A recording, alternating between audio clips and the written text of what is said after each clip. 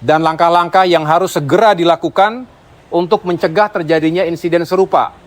Kita harus memastikan setiap titik perlintasan kereta itu harus ada pengamanan, harus ada petugas yang menjaga. Kita semua tentunya berduka atas insiden kecelakaan kereta api tadi malam. Tentunya kita mendoakan kepada korban, semoga husnul khotimah dan diterima segala kebaikannya selama hidup di dunia.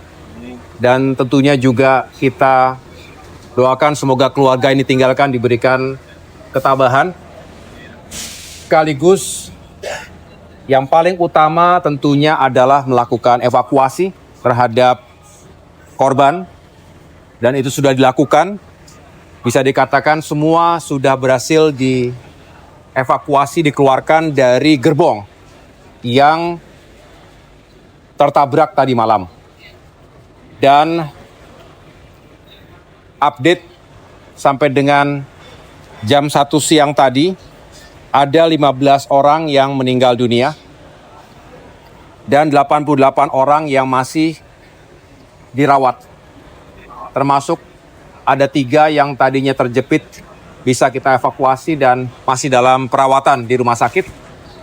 Dan tentunya sekali lagi kita berupaya maksimal untuk melakukan penanganan secara medis agar bisa menyelamatkan saudara-saudara kita yang masih dirawat saat ini. Jadi tahapan pertama itu evakuasi para penumpang.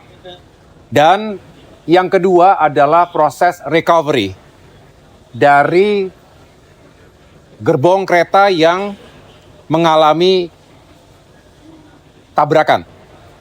Dan tadi saya lihat di bawah memang masih diupayakan, yaitu gerbong yang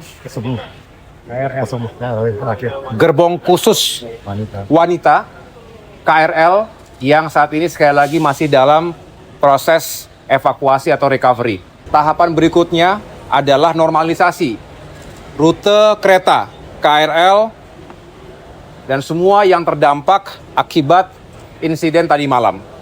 Ini juga yang sedang dikawal oleh PT KAI dan semua berupaya agar prosesnya cepat tapi juga tuntas.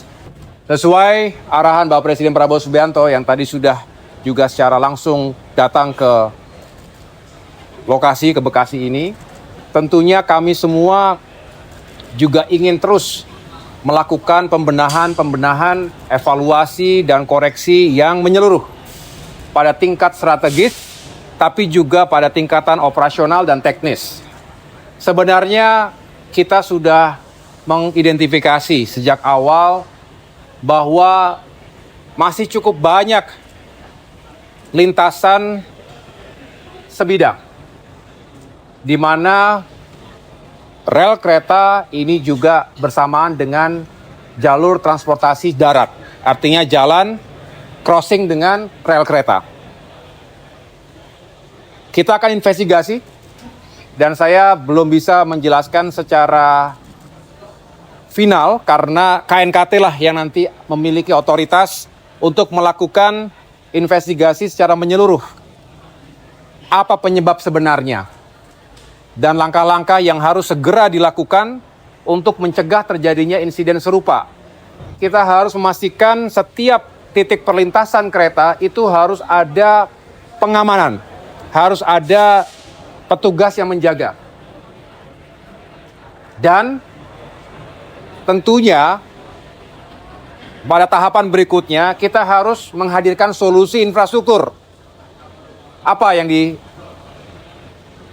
dinamakan sebagai solusi infrastruktur selain pengamanan tadi? Artinya jika memang ada sejumlah lokasi yang benar-benar strategis karena padat sekali, bukan hanya telah mengakibatkan kemacetan yang parah dalam trafik sehari-hari, tapi juga tadi berpotensi pada bahaya yang menyebabkan maut.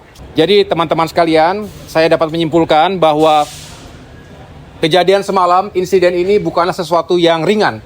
Ini sesuatu yang serius dan pemerintah ingin segera mempercepat segala upaya untuk bisa menghindari terjadinya kecelakaan-kecelakaan serupa.